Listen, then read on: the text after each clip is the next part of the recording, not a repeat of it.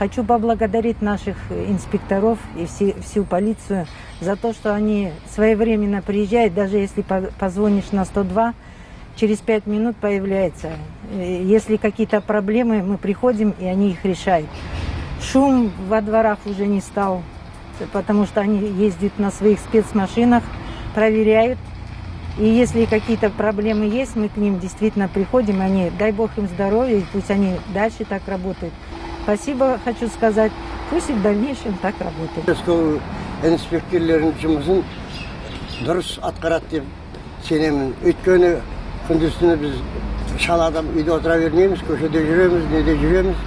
Олардың аралап жүріп жұмыстарын істеп жүргенін көреміз. Уақытылы шақырған жеріне барады, жұмыстарын жақсы істеп жүр.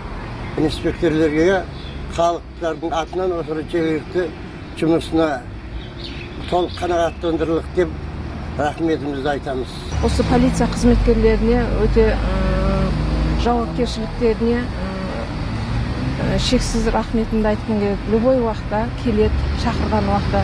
Бізде қазір домымызда тиштік орналасқан, балдарымызды қорқпай ойната береміз, үй алаңына. Мына қызметкерлерге алғысым шексіз.